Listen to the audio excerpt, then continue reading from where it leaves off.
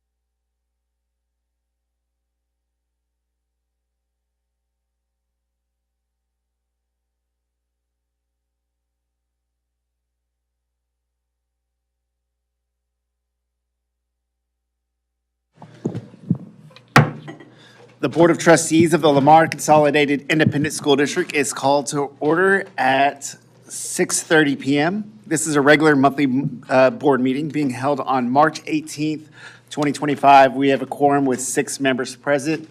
Trustee Ubinak is absent. Please join me for a moment of silence to observe as you feel appropriate.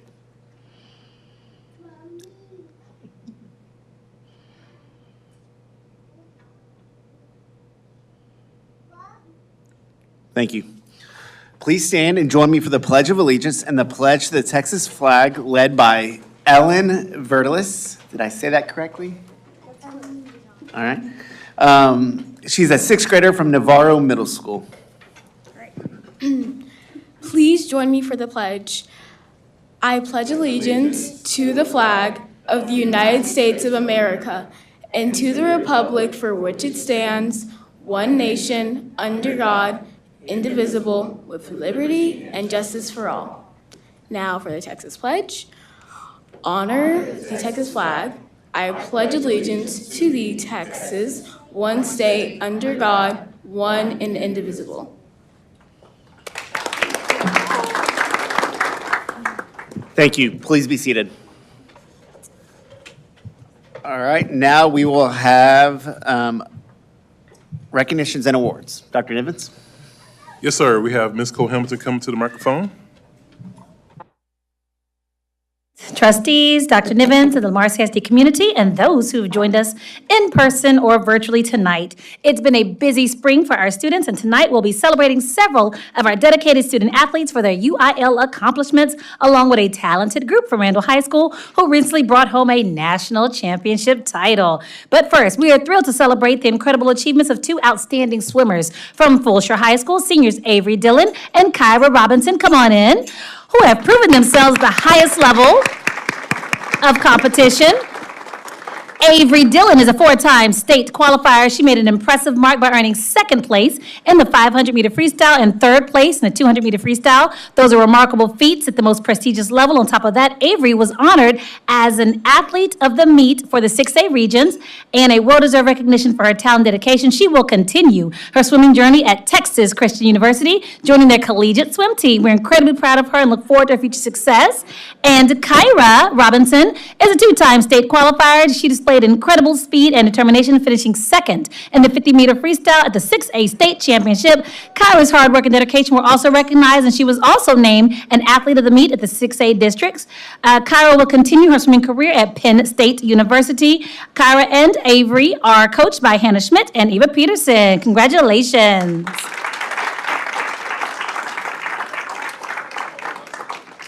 The 2025 UIL State Wrestling Meet met in Cypress, Texas, and they showcased some of the exceptional talent from Lamar CISD with 19 students from Lamar Consolidated High School, Terry High School, Foster High School, George Wrench High School, and Fulshire High School competing. These athletes earned their spots at the state tournament after a strong showing at regionals, and over the course of a 2-day competition, our wrestlers made a significant impact. Foster High School junior Sally Kazim, come on in, Sally, had an outstanding performance, finishing 2nd place and proving herself to be one of the top competitors in the state, despite having stepped onto the mat for the very first time this season. Sally is a basketball player turned wrestler. She immediately applied her growth mindset, athleticism, and coachability and made huge strides. Sally is coached by Scott Kimball, Mackenzie Kimball, and Kent Jones. Congratulations, Sally.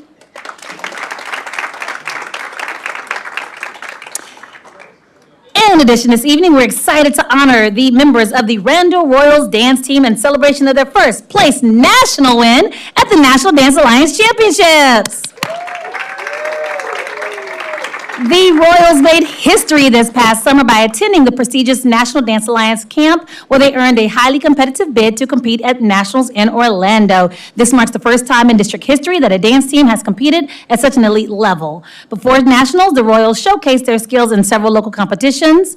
Their efforts paid off when they were named overall grand champion at both the Ascension Space City Challenge and Championship. At Nationals, the Royals competed in 2 highly competitive categories, Game Day and Palm. In Game game day, the Royals made an impressive leap from the preliminaries directly to finals, bypassing semifinals due to their exceptional placement. In the finals, they placed 12th overall in the most competitive division of the competition. And in the intermediate palm category, the Royals continued to impress. They earned third place in preliminaries, and they ended up placing first overall. Woo! They were crowned the 2025 MDA Large Intermediate Palm National Champions, securing their first ever national title on their first ever attempt. In addition, they earned the prestigious Unleashed Award for their outstanding palm choreography. This historic achievement is a testament to their hard work, resilience, and talent of the Randall Royals dance team, a team that is just 4 years old. The victory not only brought immense pride to their school, but to the district. We are pleased to congratulate members of the Randall Royals this evening for the national championship. With us this evening, head coach Shane O'Haver, assistant coach Madison Stubbs, co-head captain Catherine Cisneros, co-head captain Gloria Diaz-Marrero, captain Eileen Hernandez, captain Isabel Murillo, Captain Jaslyn Simon, Line Sergeant Malia Pertnetter, and Line Sergeant Mia Madrano. Congratulations, ladies.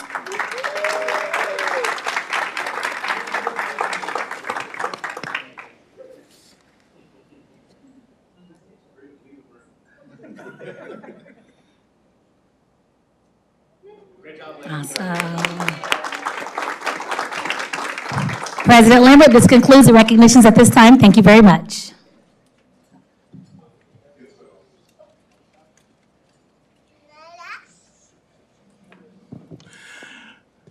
Good evening, President Lambert, Board of Trustees, Dr. Nivens. Tonight, we're excited to introduce to you all our new police officers on the police force. So to do those introductions, I'd like to turn the microphone over to Chief Garcia.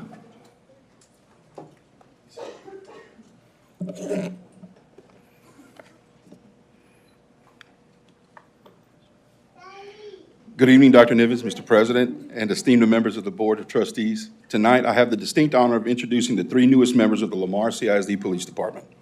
First, we welcome Officer Richard White, with over 30 years of law enforcement experience and a wealth of senior leadership experience. Officer White brings a vast array of skills to Lamar CISD. He is married, a proud father of 7 children, and a U.S. Army veteran. Officer White has an extensive background in criminal investigations, gang suppression, and police training coordinating. He has served with the Harris County Precinct 7 and Precinct 2 and spent the majority of his career with the Fort Bend County Sheriff's Office. In addition to his law enforcement career, Officer White is a nonfiction crime novelist and a screenplay writer. Next.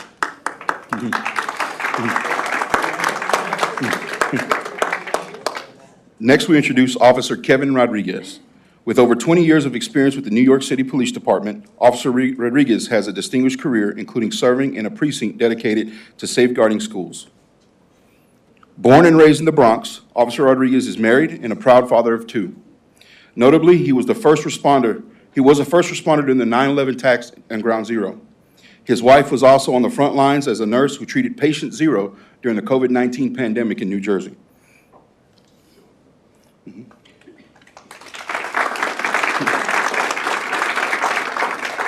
Last but certainly not least, we welcome Officer DeRoderick Gates. Officer Gates comes to Lamar CISD with 4 years of police experience.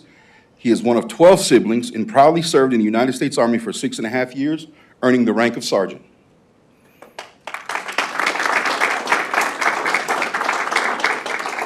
Officer Gates entered the Wharton County Junior College Police Academy in 2020 and upon graduation joined the Katy Police Department before transitioning to Lamar CISD. He is joined tonight by his wife, Sagrario, and their 3 children.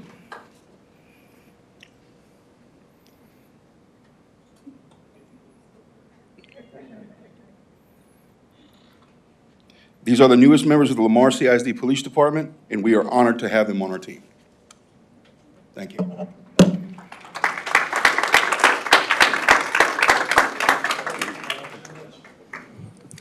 President Lambert and Board of Trustees, that concludes tonight's introductions.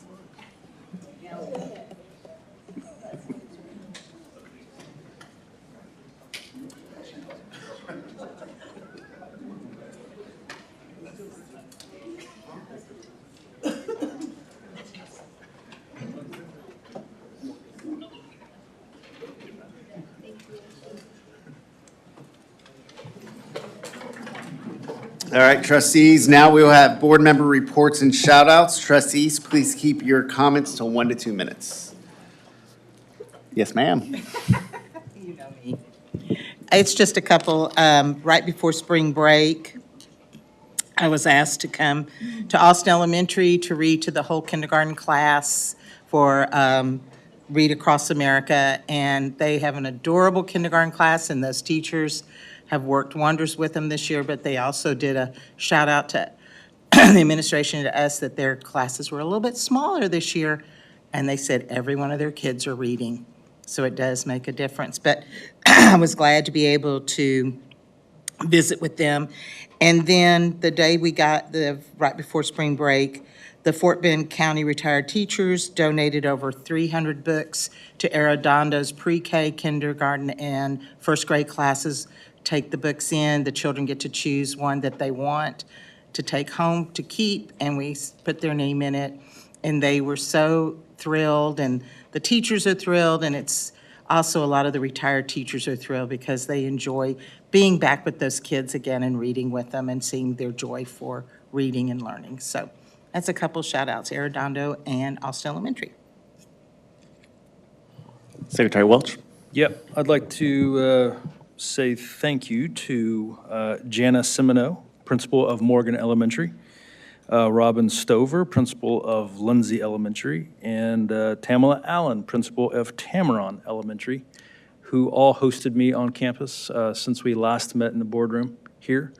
And I got to go to all campuses for second, third, or fourth time, however long it's been for each one, but it's been a while. So I appreciate your hospitality, and thank you very much. For mine, I would like to acknowledge all the hard work that some of the teachers at Jane Long put in. They do an event called the Amazing Shake every year. And they take fourth and fifth graders, teach them about handshakes, but also how to talk and speak and do public speaking. And it's just a beautiful event. So they make it a competition where they start with a larger group, then whittle it down. And I was invited to be a judge along with, I believe, 6 other people in the final round, which is the hardest round to judge. But the students did great. So shout out to Roxanne Anders, Miss Katie Jones, Miss Debbie Helbert, Angela Cruz, Allison Monday, Miss Jessica Watts, Miss Dana Watts, LaKersha Vakukul, I mispronounced that, I apologize, and Ms. Darcy Montoya. They all did a great job. The kids showed up, and they were dressed to the nines and very polite, handshakes, eye contact, and just public speaking and speeches. And then I was invited back to go see the awards ceremony. It was also on their house celebration day. So they did all that. And so while they were doing their house celebration, the teachers at Jane Long, they were playing games with the kids, and they were doing some measuring. And so while their kids were playing games, they created an environment where kids were still learning during the games. So the kids were having fun. They were all in the gym just going crazy in a good way. But Miss Helbert was up there, and Miss Katie Jones was on the floor leading the games. And so they were interacting with the kids from the microphone, asking math facts and problems and all that. So they created the environment during the games. It was still learning going on. So massive shout out to Jane Long. Anyone else? Okay. All right. Are there any board committee reports? All right. Dr. Nivens, superintendent report. Yes, sir. I just want to give a shout out to everyone, our entire district and community yesterday as we opened up the green. We celebrated the green track, and so we announced the Gators and the green. And, it did my heart well to see so many pictures of other campuses and other tracks wearing green. And so that just shows that, we are LCISD. We're not the red track, we're not the blue track, we're not the purple track. We are LCISD. And so I was very pleased and happy to see that. And so we have a lot of great things coming on the green track as well. We do others. And so y'all keep looking out, and those Gators going to get them. Ms. Johnson, are there any public comments? Okay. It is the desire of the Lamar CISD Board of Trustees to appropriately and effectively fulfill its governance role in accordance to best practices for quality organizations and to the applicable provisions of the Texas Education Code.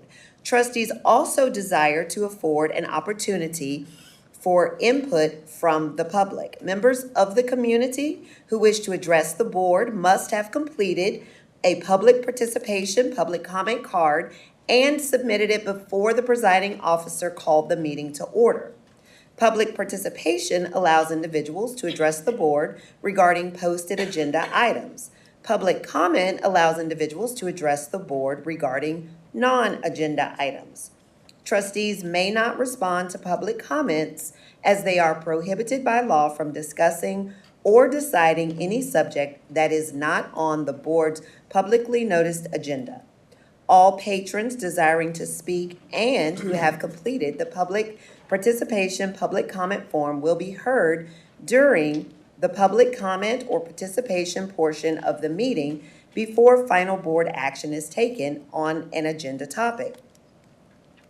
While speakers generally have 5 minutes to address the board, the presiding officer may establish an overall time limit for public participation and public comment and adjust the time allotted to each speaker when necessary to accommodate a large number of speakers. However, no speaker shall be given less than 1 minute. All of this is in compliance with HB 2840. Each speaker tonight will have 5 minutes. If 2 or more individuals are speaking on the same topic, the district may encourage speakers to consolidate their comments to allow for more time. Each speaker must address the board from the provided podium unless special accommodations have been requested and approved. Speakers are to present their remarks to the board and not to the audience. Speakers having complaints against individual district employees may only address the board after filing a complaint form and in the manner provided for in board policy DGBA employee complaints, F&G student and parent complaints, GF public complaints. The presiding officer or designee shall determine whether a speaker has filed a complaint according to policy. Any speaker who complains of individual district employees during public participation, public comment may be directed by the presiding officer to refrain from naming the employee and will refer the speaker to the appropriate complaint policy. School board meetings are meetings held in public but are not public meetings. While the board values hearing from members of the public, trustees will not answer questions or respond to comments from patrons. Speakers will not engage in dialogue with the trustees. Please state your name when you come forward. Our speaker tonight is Vivian Huang.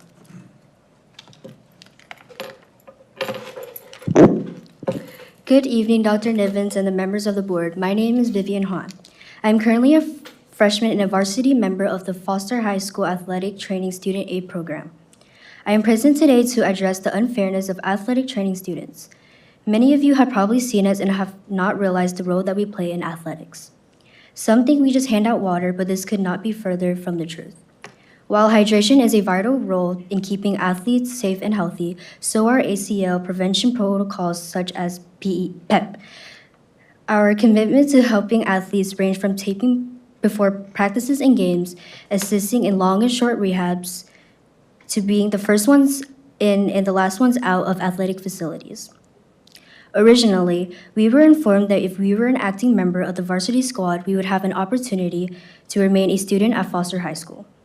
It was then brought to our attention that we would no longer have this opportunity and must attend Tomas High School. We find it unfair that we are held to the standards and expectation of student athletes throughout the year, but not in this situation. Our requirements to become an ATSA is the exact same of an athlete, marching band, or drill team member by having a physical and rank 1 form completed prior to participation. Also, under the UIL side-by-side rule, we are required to follow the no pass, no play rule for eligibility, just as any athlete or extracurricular activity. Additionally, we are also required to have a certification in CPR, first aid, AED, and concussion, as well as stop the bleed training. We also have the responsibility to work a football season, plus a second sport, and sometimes even a third in 1 year. Unlike athletes, we do not get a off-season, we work the entire year. On top of those sport assignments and duties with the teams, we also assist with the business and administrative aspect of athletic training, which includes filing and documentation of assisting with mass physicals at the end of each year.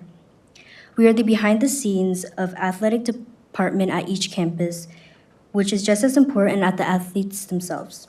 We are the blood that keeps athletes on the field. Therefore, I am asking you to reconsider letting student athletic training aids be included in the legacy guidelines. Thank you for your time and happy National Athletic Training Month. Thank you.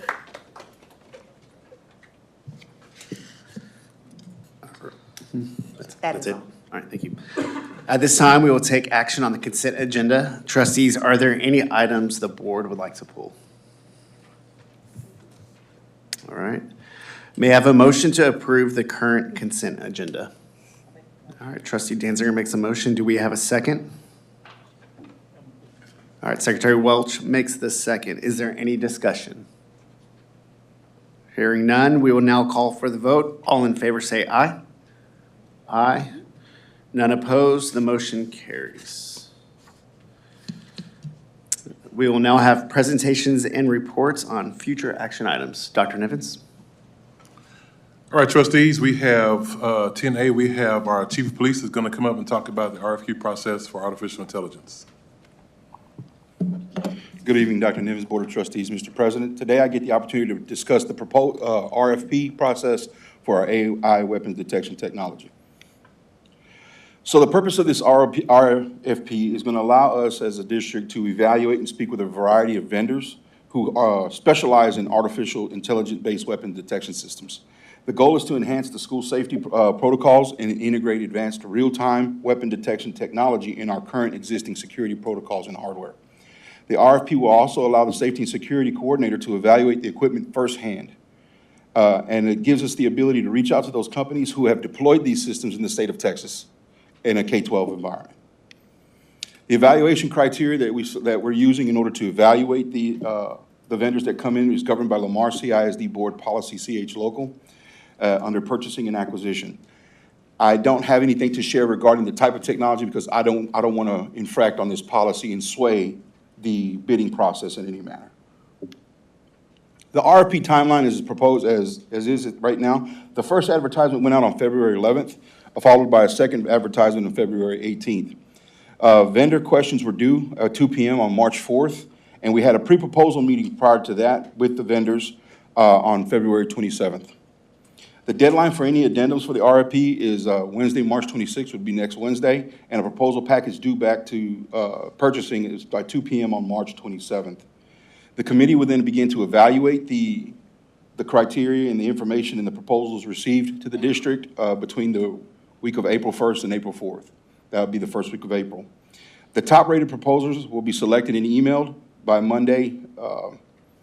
Friday, April 4th, and give them 2 weeks' notice to prepare for an on-site demo. That demo would take place between, demo evaluation will occur on April 22nd to April 25 with hopes of having a vendor or some questions answered and brought to the board on Tuesday, May 20th. Any questions? Nope.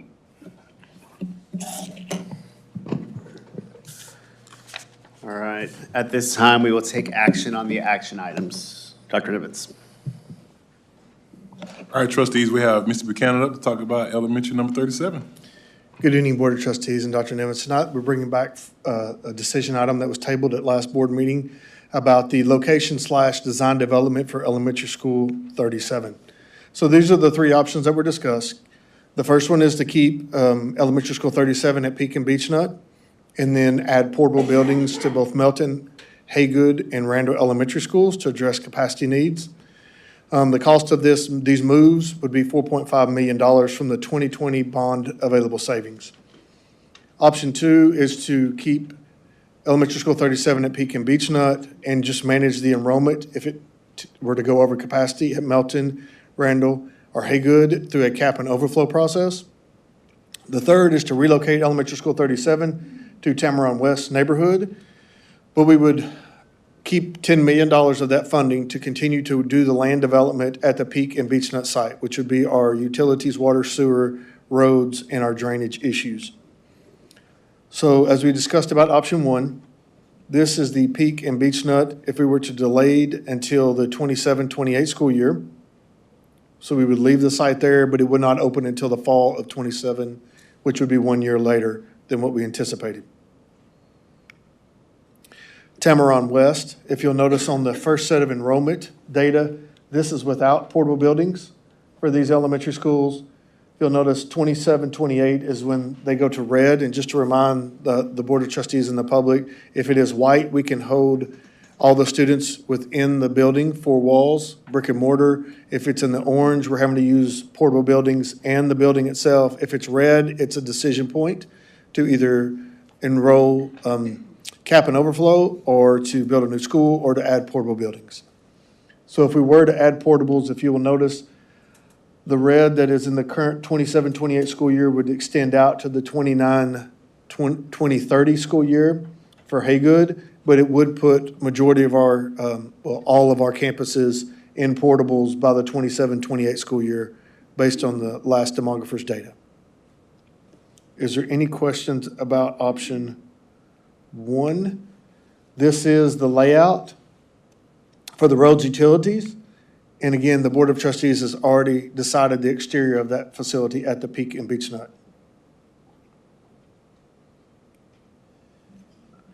Okay, if there's no questions on option one, we will go to option two. Option two is very similar to option one, except for we would not move portable buildings. The enrollment data would still stay the same. Elementary School 37 would again open in the fall of the 2027. Pending board approval and the calling of a bond, the possibility would be to open an elementary school in the 27-28 school year in the Tamaron West neighborhood. But if not, if any of these were to exceed the projected enrollment, there would be, if you'll notice, especially at Tamaron, they have a capacity of just over 1,200, and their enrollment after opening Haygood, you see it just slowly starts to decline there. And then Lindsay also has a capacity of 1,200. They start at 900 and stay right around between the 900 to 925 range. So those are campuses that would be available within that area to be able to overflow those students to, if it were to be necessary. But according to our current demographer's data, we would not need to use the cap and overflow and again, open a school in the 27-28 school year pending a bond. We would continue to work on the utilities, drainage, building layout, and again, this is a design development for the Peak and Beech Nut site. Are there any questions about option two?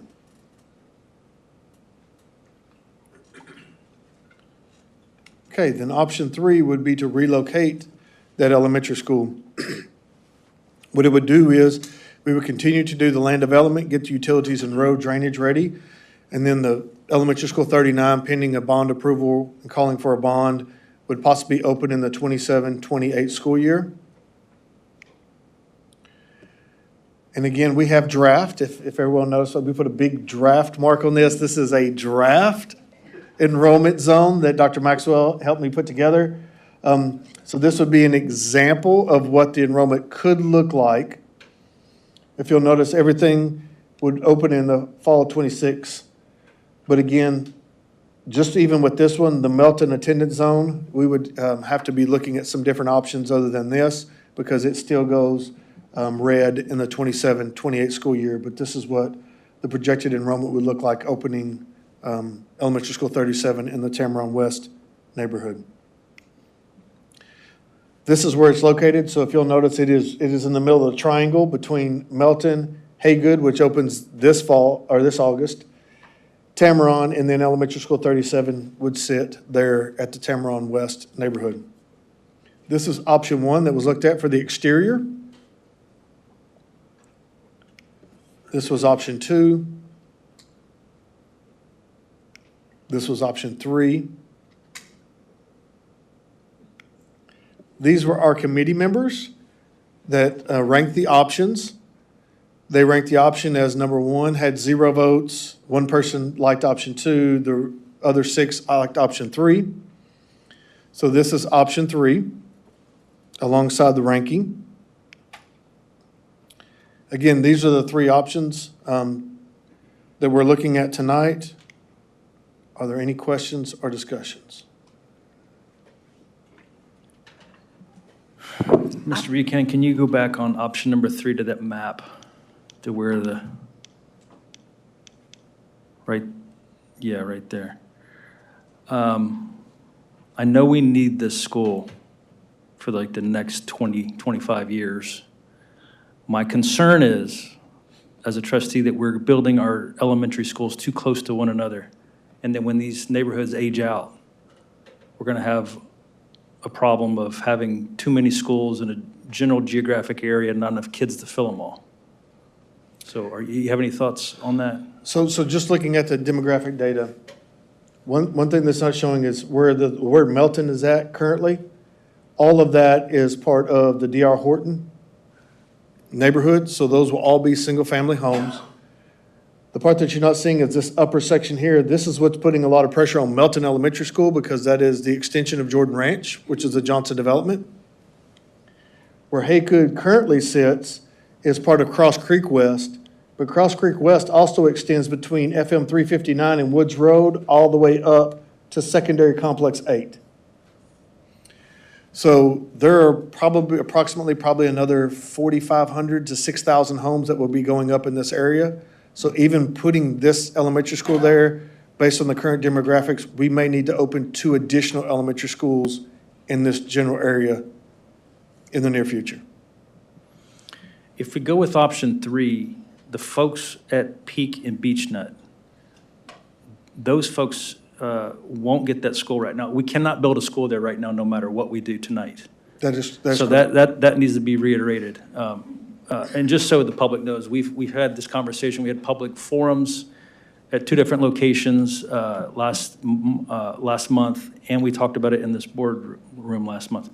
But, so if we move that money to this site, if we take option 3, that's going to continue to put pressure on Adolphus Elementary, is that correct? And McNeil, do I have that right? Yes, sir. When you look at, these are the Q3 current enrollment data. So you will see Adolphus will continue to be over 1,000 students in the near future. I mean, it doesn't look like that drops at all. One thing that we have noticed is that McNeil's enrollment does drop, but it drops ever so slightly over the next 6 years. So they would not get any relief from their portables and the growth that's happening in that area. Do we still feel confident, updating from last month, do we still feel confident that the pipelines that are the issue on that property are going to be moved as was discussed at the public forum? Yes, sir. Taylor Morrison has bought this section of land that sits northeast of 99. I like to say it's the bridge to nowhere. If you go down 99, there's a bridge that everybody Right. takes off the sides. The extension of Peak Road is a Fort Bend County project that can't be completed because all the drainage has to come, actually runs north and east and then runs east down Beech Nut. Because of that, those 2 pipelines are there. Taylor Morrison has been working with Dow Chemical and Energy because there's 2 pipelines that run there. We're really close to having the design completely approved by both entities, and then we'll start the process. One thing that, because of the rain and the flatness of our area, we have to get the drainage we have to get the drainage installed before we can start moving any kind of dirt. That site right there, we're looking at having to add anywhere between 2 to 3 feet. It's how far we're gonna have to raise it to be able to put the site on. And so because of that, we didn't want to add additional water onto the Long Meadow Farms neighborhood, which sits adjacent right there to the site. So right now, everything is still moving in progress. They were projecting to have the drainage completed by February of 2026, which is great because if we wanted to open it in fall of 27, we need to start construction in March of 26. So right after they got the drainage completed, we'd be able to start working on the site and be able to build the school. So you're saying if we postpone 27 at Beech Nut, 37, that we would be able to open it in '27 still? Or- Yes, we would, so it's scheduled, it was scheduled to open in the fall of '26, but because of the drainage issues, it would be delayed a year, Okay, and then if we did the Tamron West, that would be able to open in fall of '26. fall of '26, okay. Because the roads and utilities are already there, and we verified that with the developer. The only thing is the Peak and Beech Nut Elementary School, like we show here, we don't have funding to actually build the school. We would have funding to do the roads, utilities, and water, but unless there's a bond called really in November of this year, '25, to get funding for it in August or January of '26, for us to be able to start construction, March of '26 for it to open in the fall of '27. That would have to be the timeline to be able to open that elementary school in the fall of '27, because we currently don't have funding for it. So I guess in summary, if it passes tonight that we decide to move 37 to Tamron West, how soon can that start under construction? Well, the second item on our action item tonight, depending on what option is chosen, we've already bid that project. So So we would it's have a all notice waiting to in the proceed wings. tomorrow. Yes, ma'am. Okay, so truthfully, to be good stewards of our students, if we want to make sure our children are not being moved from school to school or out in portables or spending money to move portables, by voting to go ahead and move 37 and hopefully again get the funding for 39, we're not hurting a huge majority of students. But if for waiting, a lot of children will be misplaced or moved around. That's what I'm getting. Okay, thank you. Well, Vice President Hansel, did you have anything? We haven't rezoned Adolphus in ever, have we? It hasn't been recently. One thing that we did so again, just to remind the board, Melton Elementary School was supposed to be at Peak and Beech Nut, and it got moved to Errett. Yeah. Faggart was supposed to have been the Peak and Beech Nut site, and we moved it to where Faggart will be opening this next school year. So the rezoning, we did not touch the Adolphus attendance zone, expecting that elementary school to open. So no, that attendance zone did not change. Now, this section that's green to McNeil, that is east of 99, did come off of Hubenack onto McNeil this past school year. Okay, that's what I was gonna ask, is that weird little triangle that, or rectangle that splits McNeil in half. Are there a lot of students in that zone? Dr. Maxwell will be pulling up that data. I know Lost Creek is there, Okay. and they are building apartment buildings just north of Beech Nut and Peak. I don't know how many people have actually started moving into those apartments yet. Okay. Well, I think regardless, it just doesn't make a ton of sense to, yeah.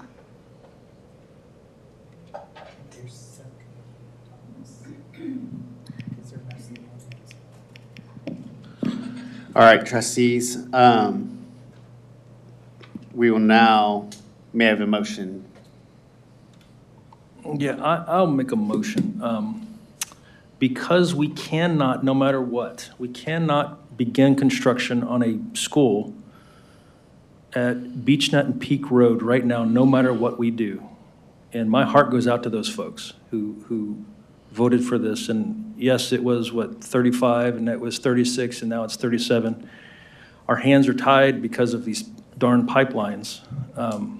Because of that, though, I feel like we're going to waste the money due to inflation and some other things, and we're not going to give relief over by Haygood and Melton and some of those other places. So I am going to make a motion that we go with option number 3. All right, Secretary Welch makes the motion that we go with option number 3 for elementary school number 37. Do we have a second? All right, Trustee Box makes the second. Any discussion? All right, hearing none, we will now call for the vote. All in favor say aye. Aye. None opposed, the motion carries. Mr. Buchanan. Good evening, Board of Trustees and Dr. Nivens. Tonight, we bring forth a discussion of possible approval of competitive seal proposal number 042025 for elementary school 37. Because the board has chosen option 3 to move forward with, again, this is the location of the elementary school, 37. The timeline for our bid, we advertised the bid in the paper February the 2nd and 9th. We had a pre-proposal meeting on February 11th. Proposals were due on February the 25th, and then we evaluated the proposals on February the 26th. This is the ranking. We had 5 proposals come in, so this is the ranking of each one of them based on the best value for the district. Are there any questions or discussions?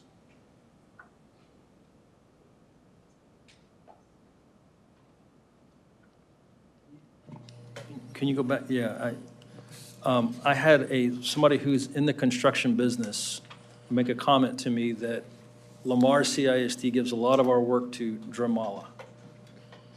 And that's been the case since I've been around, and I don't know how long before that. But as I understand it, it's a lot to do with quality and most of all, price. That is correct. Is that accurate? Competitive seal proposal is not really a hard bid. It allows us to evaluate other things, but price is our number one factor. When you look at this list here, Jamala was considerably lower than the other bidders, but they also have performed. They've been on budget and they've been on time, and they produce good schools for us in the past. Yeah, and these are, just to let the public know who might not know, these are sealed bids that come in, and they're advertised and asked, solicited from companies, any company. And that's how you receive them, is that correct? Yes, sir. When we put these in the paper, we have to advertise them out publicly. We also put them in plan rooms where all general contractors see what those bids look like, construction plans, all of that. We also have pre-proposal meetings in case they have any questions, you know, about the plans, about the process, about anything. So we're available to be able to have those. And then when the proposals are due on February the 25th, we take the proposals, they're due at a certain time. I think it was 2 o'clock on February the 25th. We open them all one at a time and we read the pricing out loud so that everyone in the room knows exactly what the pricing is for each vendor that bids on the project. And the board is not involved in that process, but that's correct? That is correct. It's our bond program office that does the evaluations. We also do reference checks with other districts that have used Jamala in the past. Our architects and engineers also go through the evaluation. And then we have a financial component because we want to make sure that each one of our general contractors is financially solvent to be able to build our buildings and not go bankrupt or something like that, have any issues during the process.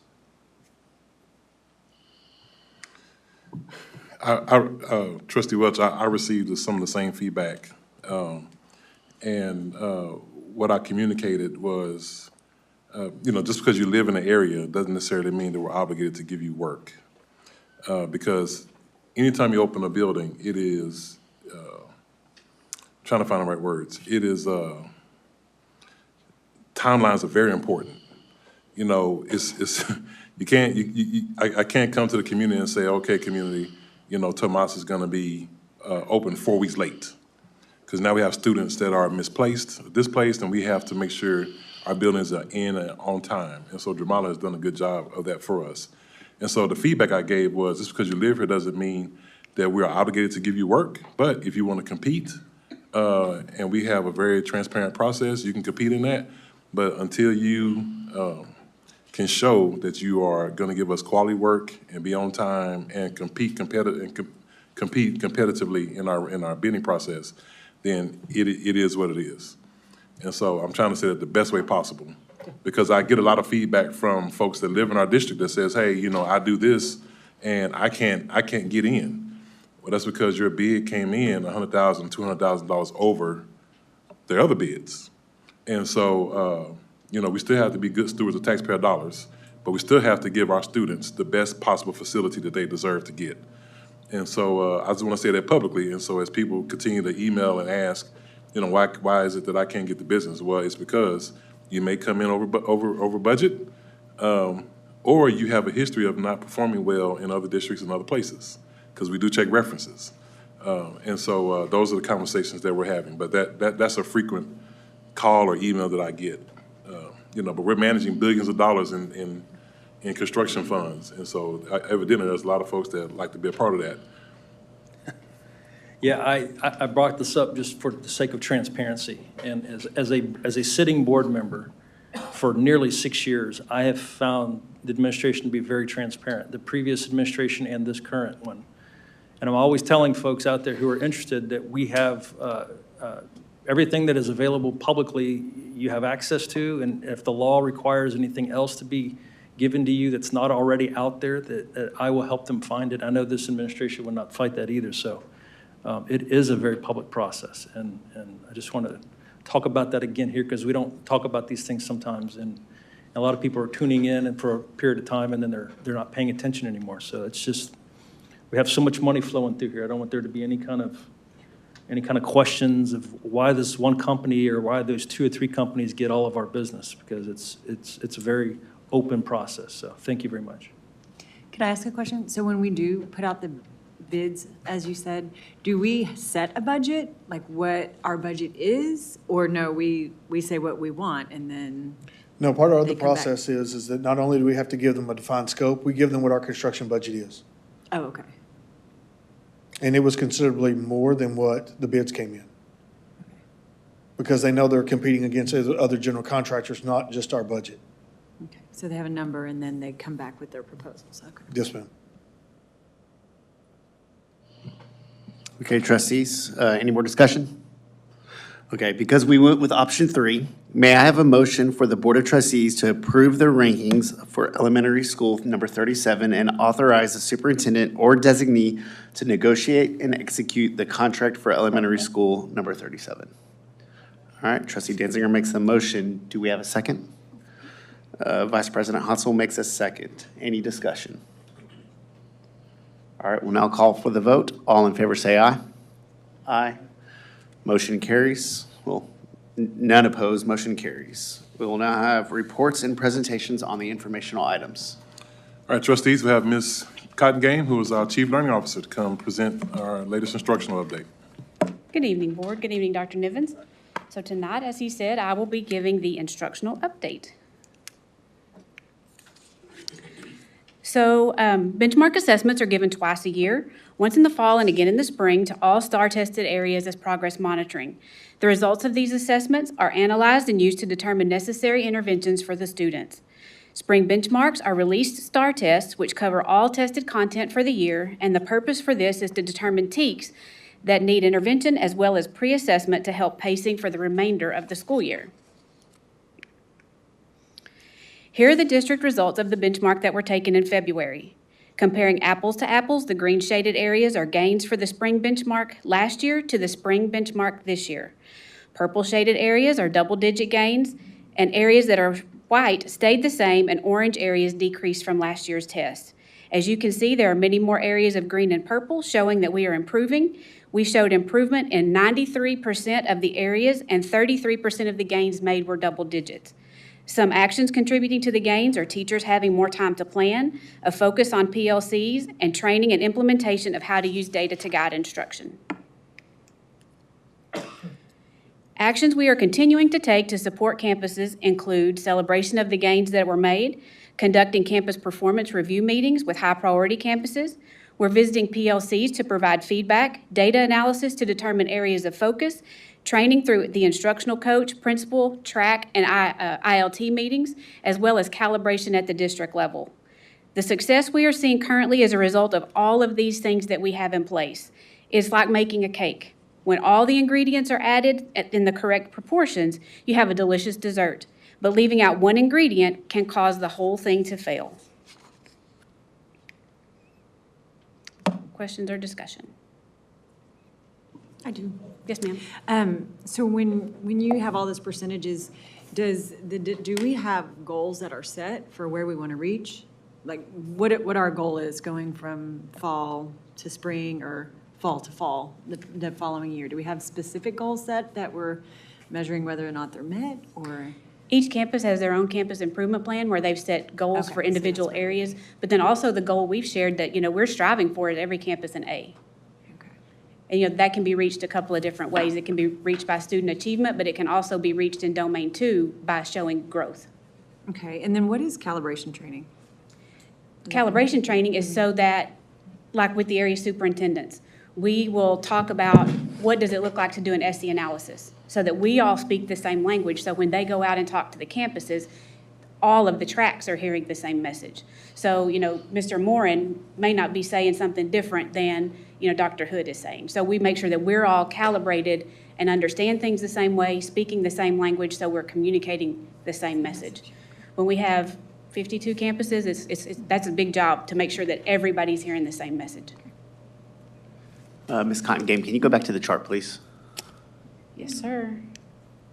All right. Can we just stop and look at that? Why am I getting emotional? Like, y'all, we're doing good things in Lamar CISD. This is something for all of our teachers, all of our staff, from maintenance and operations and custodial and athletics and fine arts and everyone. Like, this is massive gains, and this shows that all of our staff play a role in this. And so the fact that we have the majority of them are green and then we got double-digit growth, this is huge. So I want to give a thank you to all of our staff, because seeing that much growth in a year, something we're doing is working. So extremely proud of that chart, and I think that's something that we need to put out district-wide communications or something like that, just to show that, our students are learning, our students are excelling and doing better. Our teachers are doing a great job. Our instructional coaches and our principals and APs and associates and every single person on a campus is playing a role in making sure our students are getting growth like this. So again, thank you to instructional and just curriculum people, and that's huge. I want to piggyback on that too, and I know, coming from that side of the fence where every day you're a teacher and you're in the mud and you're working so hard and you're not sure you're making a difference. I can imagine when you share this with the teachers, and I get emotional too, that they're seeing the difference. So that can make them work harder and want to do more and feel good about themselves, because now when so many teachers are saying, I don't know if I want to continue this as my career or my job, or however they place it in their lives, that they see this. So I hope that we are celebrating every little gain on every campus, on every level, and telling, we see you, we hear you, and what we're going to continue working on this together. And thank you to our teachers, because I know they're making that difference. Yes, ma'am. At ILT meeting, I made the coaches and principals get up and do a dance when we shared this.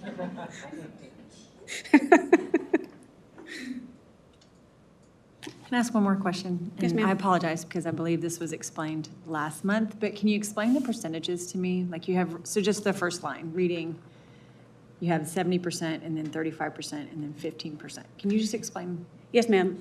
For the STAR test, there are 3 different levels of achievement. Okay. And so 70% is approaches. And so it's passing the test, but it's passing the test at the lowest standard. And meets is a little bit higher. The kids have to get a few more questions correct on the test. And that's what we call it. So it builds And then on to masters each other. is, Okay, yeah. sorry. Clicked. I got it now. So that's the different levels. And so, we always strive for 90, 60, 30. That's the goal, because that would give all campuses an A in achievement. So you're always trying to move one up to the next level, is what you're trying to do. Yes, ma'am. What would you account for, like, such a double-digit increase? Like, what are y'all doing that gets you to that point? This year, our focus has been, and I shared it last year when we talked about the planning process, but this year, we've given them the Innovative School Day, so they have time to sit and do the planning that's necessary. Because I don't know if you've ever sat down and looked at our standards, at our TEKs, they're massive. And it may be, 3 TEKs that you have to teach in this unit, but there's so many different pieces. And a lot of times, we'll hit one area of the TEK really well, but we're not hitting the other 2. And so giving them that time and giving them this process to go through, now they're looking at every piece, and our instruction is so much more aligned, and the rigor that we have to meet that standard is there.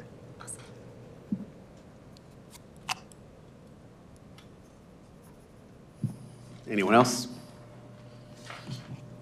You go to that last slide again, Ms. Cotton-Gang. I just want to reiterate, like she said about the cake, you don't eat butter by itself, you don't eat sugar by itself, but you put all those things together, you get this delicious cake. And so all those things, I want to reiterate, also are part of the success that we have in Lamar CISD, is because, our teachers are really working hard, and our staff is really working hard, but, they have to do all those things. And so the innovative school day gives them time to do that. And if you leave one piece out, then you won't experience the same success that we're getting now. And so we just want to continue to celebrate all the hard work they're doing at the campuses.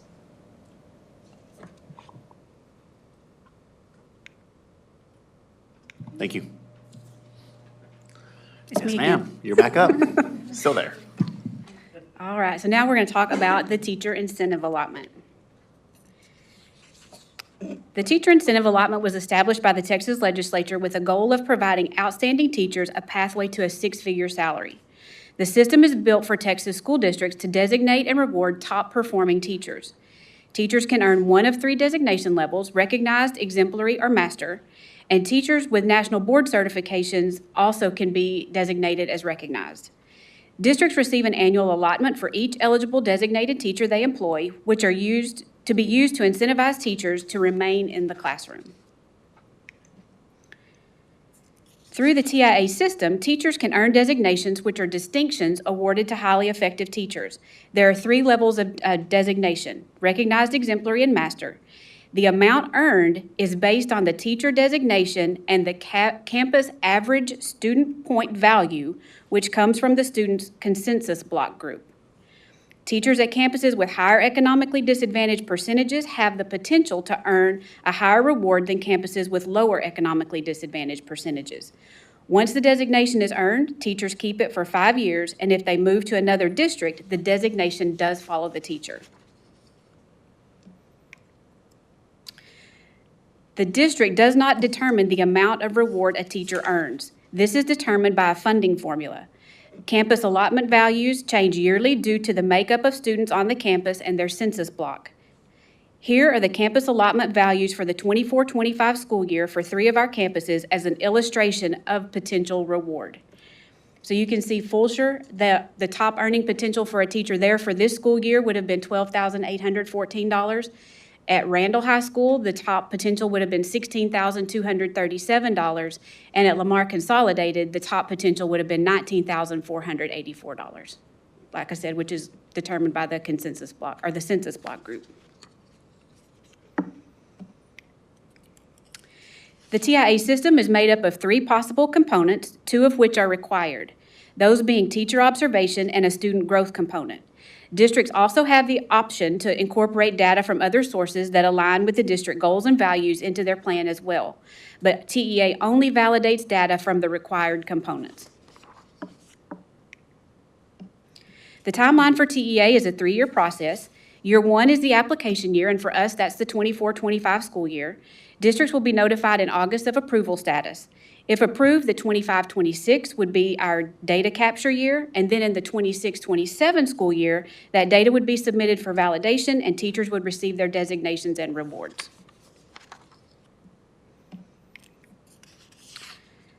Full implementation of the system is a phase-in process. So our plan is next school year, we would include pre-K using their circle assessment, kindergarten using their Text-Kia assessment, 1st through 8th grade, algebra, geometry, English 1 and 2 teachers using the MAP assessment. These are approved assessments with the state that we already administer, and they include a pre and a post test.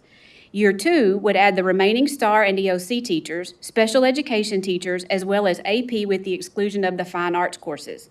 This allows for time for creation for quality pre-test because these areas already have post-tests. And year 3 would add all other teaching areas, so by the end of the 3rd year of implementation, all teaching areas would be eligible for the designation. The reason for the phase-in process is the creation of pre- and post-tests. As I said, the year 2 areas have post-tests but not pre-tests, and they would have to be created along with acceptable growth measures that would need to be determined. And year 3, that category would need both pre- and post-tests along with their acceptable growth measures. The LCISD TIA plan allots 90% of the funds generated by the teacher to that teacher. The remaining 10% will remain at the district level to support implementation of the plan. The only portion of the TIA plan that is board approved is the spending plan, and this will be included in the overall budget the year those funds are generated. The committee to design the LCISD TIA plan was composed of teachers from every track, principals from every track, as well as district leadership. And here's a list of the people that served on the committee. Any questions or discussion? Maybe I missed it. Would every teacher upon employment be up for this, or would they have to be in the district, not as a first or second year teacher, or does it matter? They're eligible from the get-go. From the get-go? Yes, ma'am. if they're Upon in their one of the- evaluations and, It's student performance and their the evaluation. results? Yes, ma'am. And if there are multiple teachers that basically tie along the way, they would all be eligible for the same amount? Yes, ma'am. So they're not competing against each other, they're competing against themselves and the job they do? Well, they're all working together for the achievement of the Well, students. but Yes, ma'am. there have been plans in the past that have put teachers against each other. No, it's not competitive. at Yeah, all. but that's what I'm saying. And then years ago, we had what was a career ladder, where you had to jump through so many hoops Right. to get any type of recognition. Okay, so thank you. I just wanted that explained out loud, that you're doing your job, you're eligible, Yes, ma'am. if you're in one of those fields. Yes, ma'am. To kind of piggyback off of that, can you see any potential downfalls to doing this, like any negative? No. I really can't. I mean, it's rewarding teachers for, Right. for doing their job is the way I see it. And I know teachers in other districts that have earned this, and it's life-changing for them. Right, so it's 5 years, and I'm not sure if you said this, but this is a separate state funding allotment. So everyone's talking about student funding right now. It's separate from your student allotment.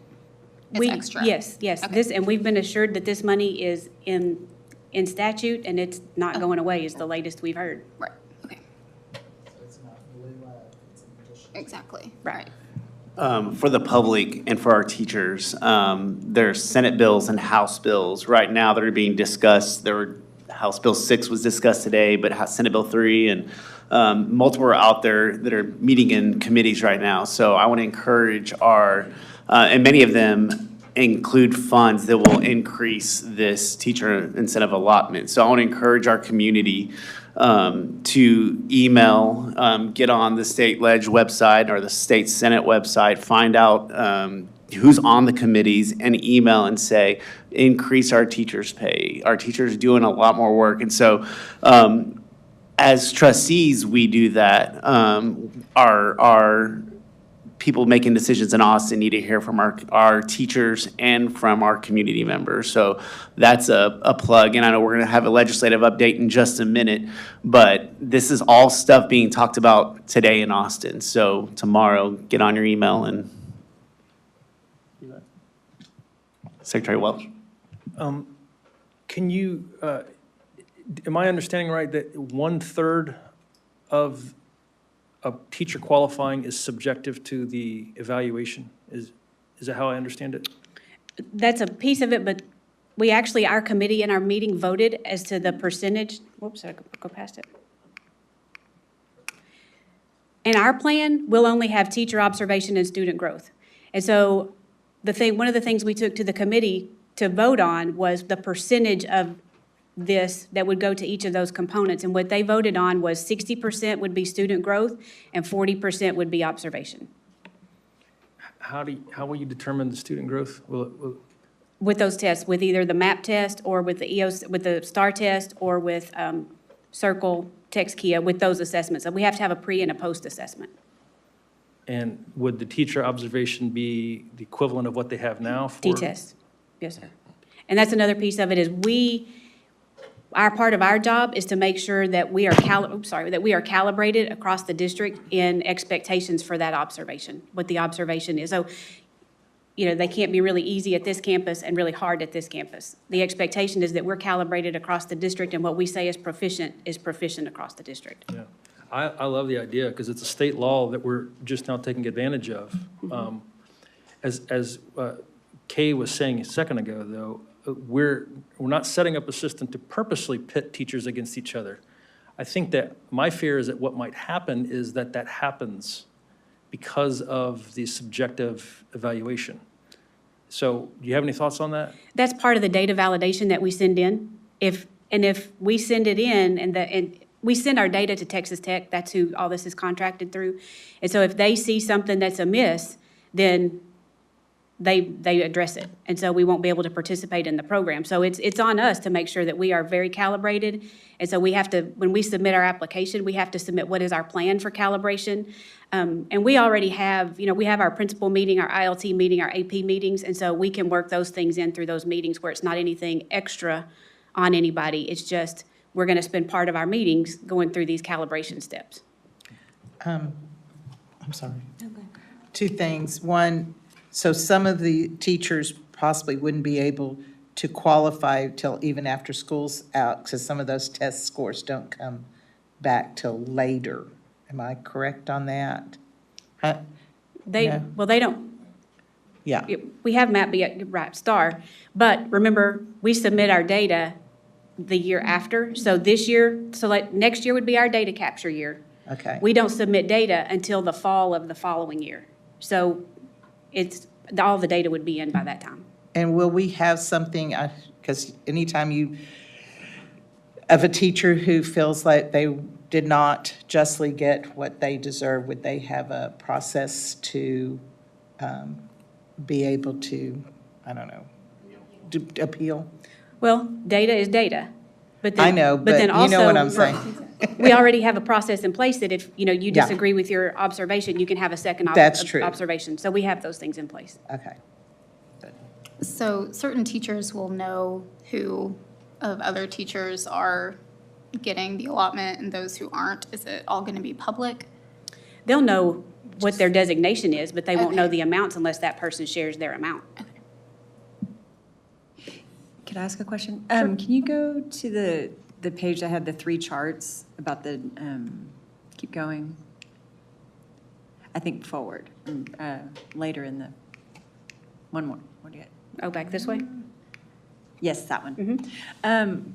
So in the first thing, we use MAPS testing and STAR testing for those things. And in the next one. Pre-K is Circle and Tex-Kia for kindergarten. Mhm. Okay. And then we have special ed in the second column, and then the third, non-star core content, CTE and fine arts. So what will be, how we all decide growth measures for those? That's why they're spaced out like that, because next year is easy because all of those tests give us a pre and a post test already. Mm-hmm. And the state, for most of those, has guidelines. Like we already have those things set up within Yes. our district? Yes, and so okay. then the next year, those already have a post test. We just would need to come up with the pre-test, and then we as a district would set what our growth measures would be for those. Okay, so the committee, Mhm. you would have the same committee? Yes. Y'all would? It could okay. be the same, we could come up with a different one. But then that third year, they don't have really any tests in place. So we would have to put a pre and a post test in place and determine those growth measures. So that was kind of the way we determined what would take us the most time. What could we implement Now? and then what would take more time? And that's how we've set this up. Okay, and then y'all have to turn those plans into TEA? It's an application process. Okay, so they'll say, okay, we think these are good growth measures, or we don't think, and, okay. Yes, ma'am. Okay. Can y'all look at how other schools do that, who have? We have. Districts? Okay. I know it's called teacher incentive allotment, but not everything from government is accurately described. Are there any other staff that are eligible for this besides? They have to be a teacher according to their service code. So an instructional coach would not qualify? No, sir. So would that be an incentive you would, what if they got the designation and they were on a path to get out of the classroom on a They have to remain a teacher. have to remain a teacher? Mhm. And so this doesn't touch anybody else? Doesn't touch paras or diagnosticians or nurses or anything else in our district? They have to be, I think it's, 087? That has to be their code, their service code. Okay, and that, just to reiterate, that's from the state government, it's not a Yes. Lamar thing? Yes, they can go to the TIA website and look at all the regulations. Thank you. But I mean, this whole program was set up for them to have incentive to stay in the classroom, correct? Yeah. Yes, I have a personal experience. I have a cousin who gets this, and, she said, she just got raised to master teacher, and she said, and now I need to stay in the classroom. I said, well, that's what it was designed for.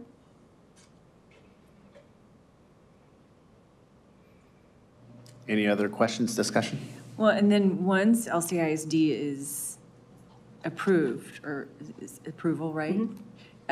Is there certain things that we have to do each year to remain in the program, or we are a TIA district, or how does that work? If you want to, I think there's a certain number of years, and then you can reapply, or you have to reapply, but then we can go back and amend our plan. Like if we decide next year that we could do our plan for 26, 27, and 27, 28, we can go in and we can reapply or resubmit our plan to amend our plan to move forward differently. I just thought of one more thing. So they get the designation for 5 years. If you are, what's the lower designation called? What is it, recognized? Recognized. Okay, so say you get recognized the first year, you don't just coast for 5 years. You have to, you could become master, like you could. You can move up, and let's say, if you get it this year and then next year you get it again, then that starts a new 5 years. Your 5 years can keep rolling. That's awesome. Either way, I mean, That's once you. amazing. And then this is probably obvious, but it counts towards TRS? Yes. That's a big deal, yeah. All right, thank you. Thank you.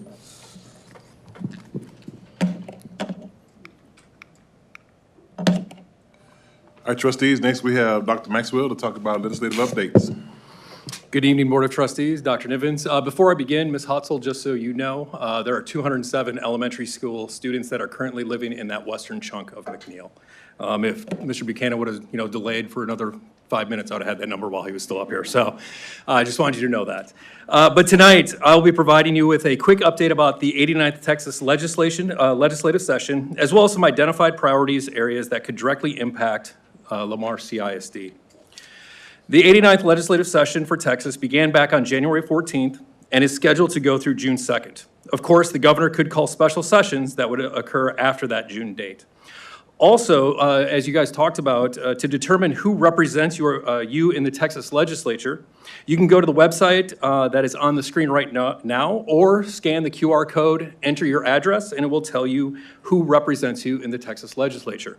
To help you remember, the WRM in the website is Who Represents Me. That's what it stands for. So as we look at the legislature, the district has come up with and identified 4 district priorities for Lamar CISD. They are a revision of the current bond language, especially for hyper-growth districts, designating schools as critical infrastructure for local municipalities, increasing the basic funding allotment for school districts, and shifting to an enrollment-driven funding equation from an attendance-driven one that we currently have. I'm going to take you through each one of those priorities and give a few more details as we go through. So the first one, the revision of bond language.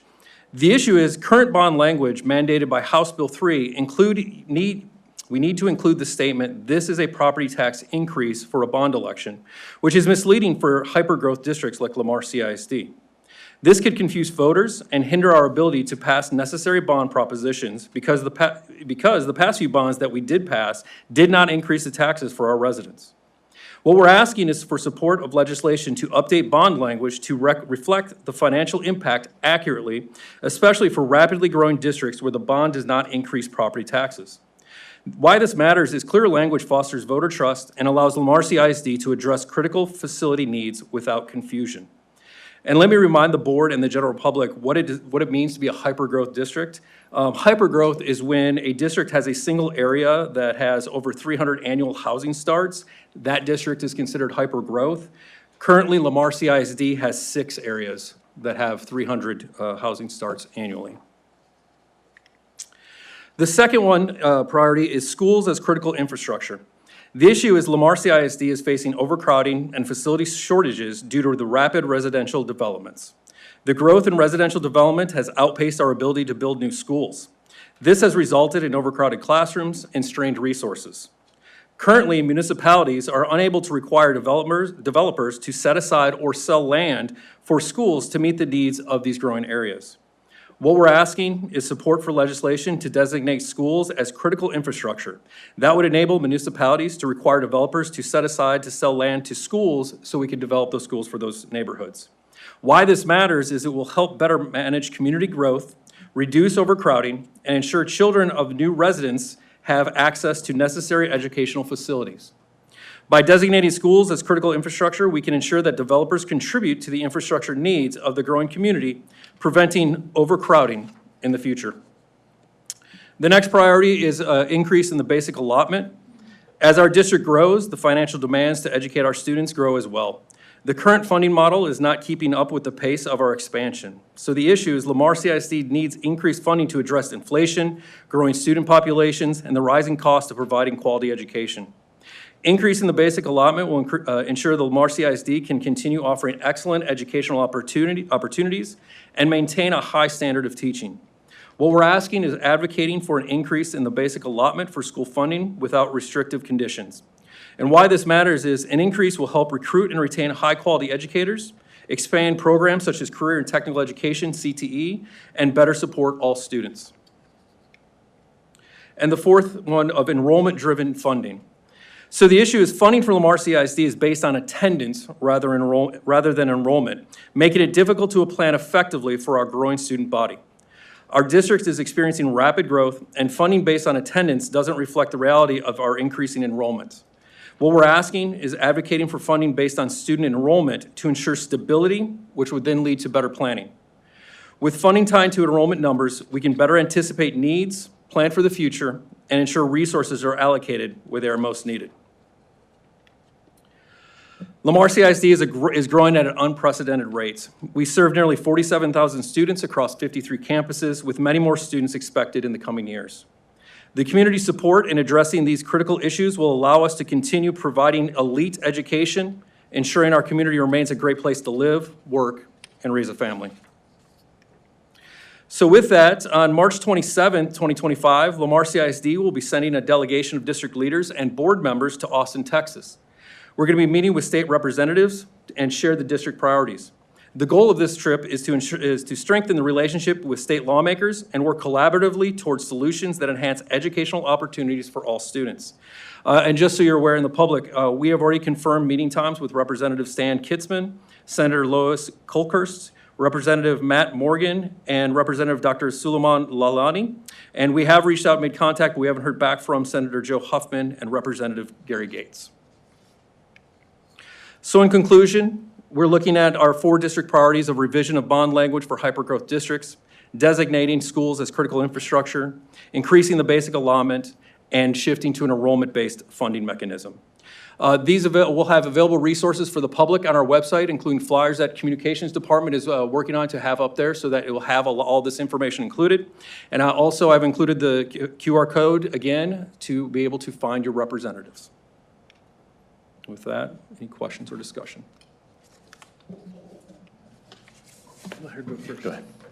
Trustee Box. So when we talk about designating school districts as critical infrastructure, does that have anything to do with, I know we've talked about, having them designate land, but does it also have anything to do with the timing of their development in conjunction with timing of being able to build schools? No?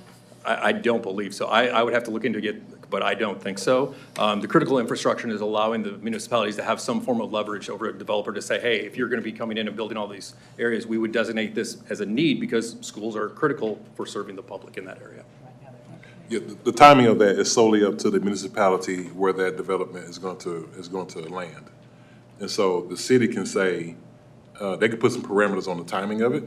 What they can't do is put parameters on if the developer gives us or set aside land for us.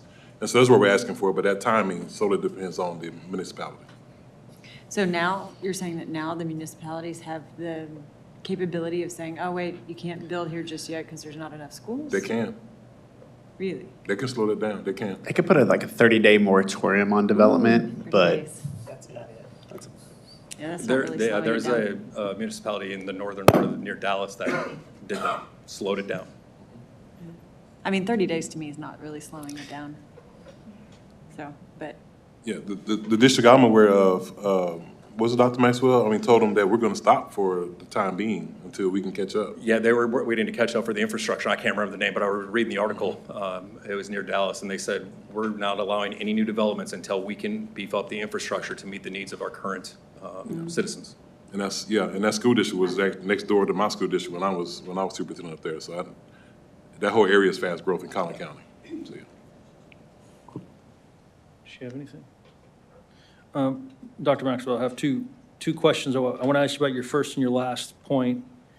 I agree that the ballot language should change. What are you, or what is the administration proposing the language change to?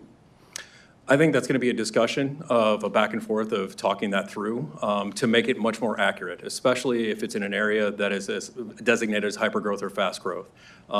It's almost like that idea of one size fits all. Does that work all the time? And so I think that's a discussion of building that towards of how would that work and be accurate for the areas that those elections are occurring at. Yeah, I want to flesh this out a little bit in the details. So the last time we went out for a bond, we said to the public, I won't use we, the board did not, the administration said when they were making presentations, this is not going to increase your taxes. So if we use whole numbers, and let's say you have $10,000 of credit card debt, and you owe $500 a month to Visa or American Express, and you're going to increase that debt amount on your credit card to $15,000, but American Express or MasterCard says, no, you can still pay $500. That's what the Lamar administration was telling the public. Would you agree that was accurate? Because it was no intention to be deceptive. You were not increasing your $500 a month payment. But It's the debt not a doesn't- tax yes, increase. you're But correct. the other flip side of that is we are increasing the amount of debt you owe to the credit card company.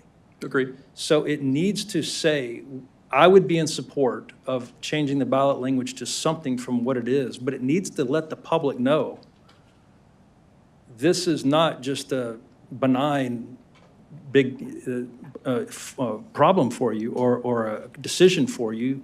This will extend the debt of the district and extend your debt as a property owner and as a taxpayer. So would you agree with that? I just made my note to write that Yeah. down as one of a possibility. Yes, sir. Yeah. Second thing, the enrollment-driven funding, I hear the arguments. I've been listening to some of the committee hearings in Austin that anybody can do from their laptop or their phone. I think it's an interesting idea. I know a lot of states do it, not all states do it, but the biggest hurdle I see to that is having kids enroll on a certain time. Let's just say like November 1st. Family moves into the area and all of a sudden they're captured as an enrolled family or as enrolled students, and then they're not showing up to school on a regular basis. Or unbeknownst to us, the parents pulled them out and enrolled them in a private school. I mean, so what do you think a responsive way to address that with the legislators are? So we would be using the PEMS data that we have, and as Mr. Moore, I used to work very closely with Mr. Moore and the RNA, they're shifting to this matter of continuous data that is going back and forth from the state and the district. And so it's not these checkpoints anymore of when data is submitted from the district to the state. It could be instantaneous and following up on those. So I think it opens up the options of those opportunities of how that could look. The problem we have now is that when it's just a snapshot days, certain times of who's sitting in their desk that day, which doesn't give a true snapshot of what the district is. And let's say children do move around and we have children that leave other, either private school or charter school and come to us after those days, then we're not having funding for those students. Whereas if they would do an enrollment snapshot several times during a year to see how it fluctuates, I think you get a more accurate picture than just saying who's sitting in that chair that day. I don't know. I don't know what the solution is, but right now, school districts are having, are losing money. And that's when they started putting that pressure on kids, you need to be in school, you need to be in school. Yeah. And yes, they do, but we don't want them here sick, we don't want them here when they can't be here, and parents are freaking out because their kids are getting notices that they're not there, so. Yeah, the other thing that the public might not understand is that there's two pieces to the tax rate. One is the property, and one is the, what we call the maintenance and operation. And the maintenance and operation is the part that's determined by a butt sitting in a seat or not. The property, the taxes on the property itself, no matter what, goes to the local school district in the state of Texas and does not follow the student, is not determinate whether that student shows up or not. So, and I don't think a lot of folks understand that. So there's a lot of moving parts of this thing. And I hear what you're saying. That might be a good thing to do for the legislature. I just don't know. The things that I've been listening to, I don't know if both chambers are going to agree to it. I don't think it's going to go there this legislative session. Yeah, the current ESA plans that are being proposed in both the House bill and the Senate bill is that the ESAs will be enrollment-based. And then so we'll be, Say what ESAs so ESAs are the educational savings accounts. So that is what some of the vouchers, the representatives are proposing. So where a family already has the choice of choose how they want to educate their child, and we believe as a board that that is a parent's right to do so. What the ESAs are doing, that's separating, saying, okay, now family A, you want to go over here, you apply to get the ESA, the educational savings account, and then you will be able to take X amount of dollars with your child to go to this school and apply those funds there. When the current Senate bills and House bills have those dollars designated as enrollment-based funding. So whether family A's son is enrolled at a private school and never shows up, that school will still be getting that full enrollment-based funding, where the funding coming to us from the basic allotment will be attendance-based. And so I think as we're advocating, we would like just equal playing fields and say, okay, if they're gonna be enrollment-based, and then this should be enrollment-based, because it's still, those dollars are being applied to education. No, let me ask you a question. Yes, sir. I haven't read the House version. I've read the Senate version. But there's two different versions of bills we're talking about. So are you saying that both of them are saying that? Both of them will be enrollment-based. From what I can tell, reading through the bills and watching the committees, of course, the two different houses, the Senate and the House, they think they can create a better plan than the other, then they'll merge together and maybe agree on one.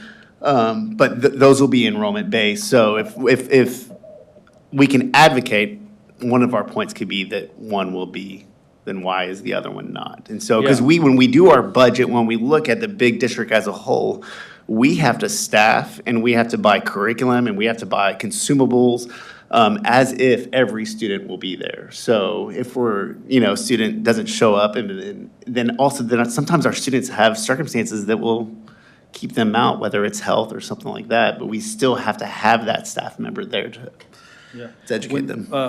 I think it was back in December, Trustee Bronsell and Dr. Nivens and I met with Matt Morgan, State Rep Matt Morgan, and Gary Gates, and that's one of the things we said, is that it's not fair when a kid goes to a private school, if it passes, if the whole voucher ESA thing passes, if they go to a private school and then they come back to Lamar, that money needs to be prorated for the amount of time that they were at that private school. And they don't need to keep that money for the entire school year or whatever, but there's a lot of different interesting things happening up there in Austin right now regarding education.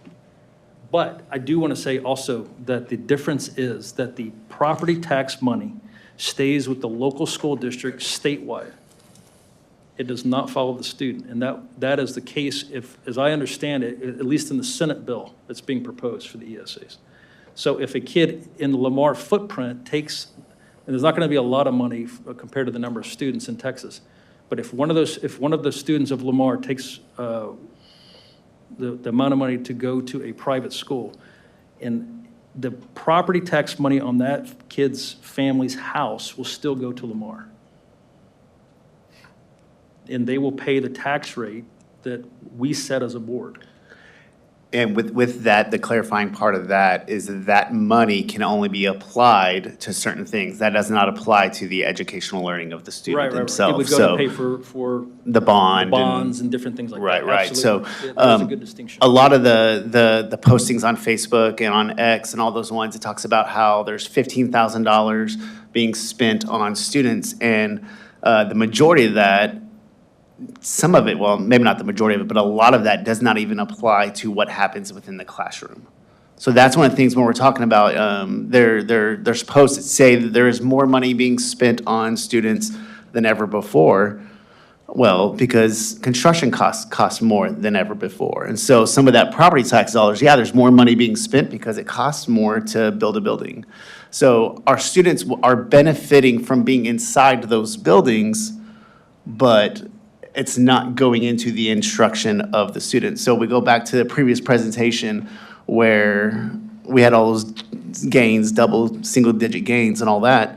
That's coming from the basic allotment that the state gives. And so that's where we're asking for the increase of the basic allotment, because that's what actually affects our teachers teaching our students.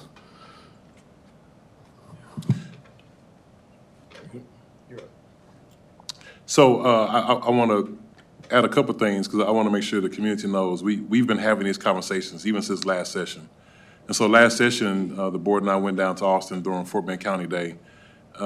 And some of the same trustees were in the room when I brought that up to a representative or a senator, either one. I brought that up and I said, about the level playing field. And they looked me in my eyes and said that'll never happen. And so that's why we're asking for more people to call and advocate, because they looked me in my eyes and said that would never happen. And I just don't think that's the right way to do that. That's not the fair way to do that. But also, as President Lambert talked about, when you see this information about the state is spending $15,000 per kid, they're using the overall tax rate. And as Trustee Welch talked about, we have two different tax rates. We have M&O tax rate, INS tax rate. M&O, maintenance and operations, is what happens in the classroom. Our basic allotment for that is $61,000 and $6,100, right? We spend roughly $10,000 educating students, maybe more. So the basic allotment is not keeping up with what we do in the classroom. And so the other part of that money is for capital projects. It's for building buildings, and we have to build a lot of buildings, if you heard that.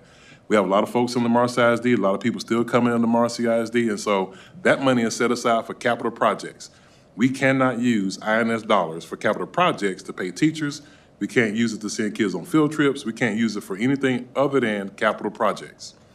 So I want you to read between the lines, as the board president said, is when you start seeing that information. And I even had a legislator argue with me on what the basic allotment was. They didn't know what the basic allotment was. And I said, no, it's 6160. And so finally they looked it up, and a couple days later told me I was right. But we have to make our voices heard. We have to say something. If we don't say anything, we'll get anything, right? If we don't say something, we'll get anything. And so that's why these priorities are so important, and make sure that you're a voter and that you find out who your representative is or your senator is, and you make it known that you're supporting the Lamar CISD and everything that we're doing, so we can get the assistance that we need to make sure that we can still educate students. One thing about knowing who our people are, with our senator and our Ms. Lois Colker, she's an amazing woman. She advocates well with Representative Morgan, Representative Gates for us. There's also these committees where these people are making decisions. So we also need to reach out and advocate to them as well. So I want to throw that out there. Yeah, our people, they hear us, but then there's also there's a public ed committee, there's higher ed committee, there's all these, the appropriations, all these other committees where there's other representatives, they need to hear our voices as well. Thank you, sir. Thank you. All right. Trustees, are there any items on the future consent agenda that you would like to pull for discussion at the April board meeting? All right. It is 8:04 p.m. We are adjourning to closed session pursuant to Texas Government Code Sections 551.071, 551.072, 551.074, and 551.082, the Open Meetings Act, to discuss personnel, land acquisition, or consultation with our attorney.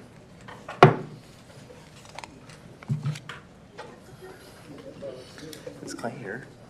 Okay, there it is.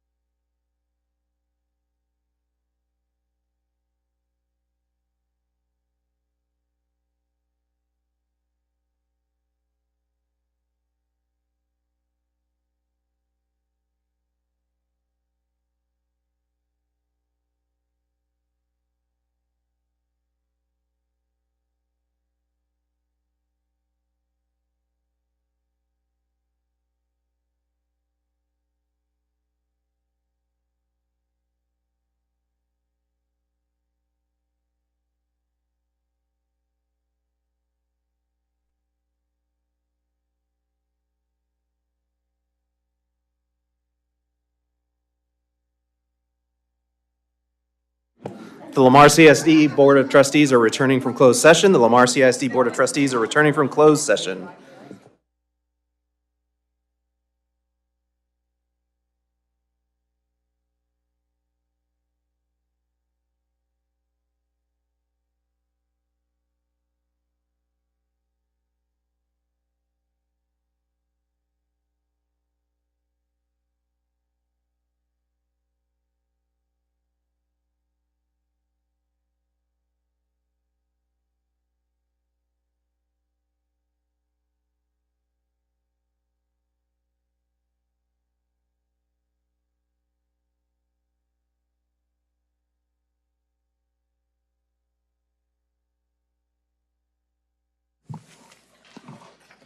We are now back in open session. It is 8:45 PM. We have a quorum. Are there any motions to be made?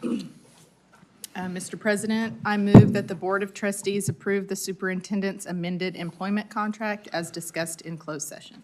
We have a motion. Do we have a second? All right, motion by trustee Bronzel, second by trustee Danziger. Any discussion?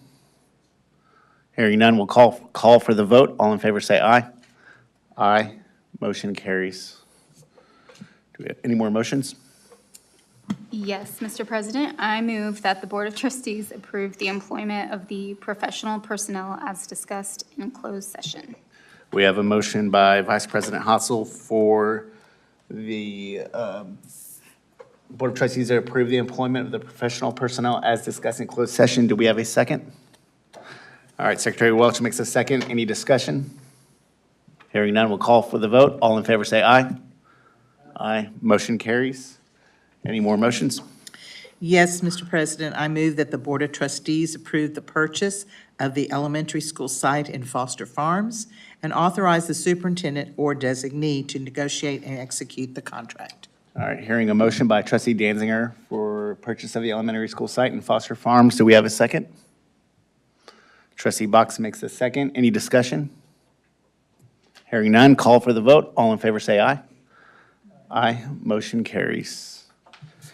All right. The meeting is adjourned at 8:46 PM.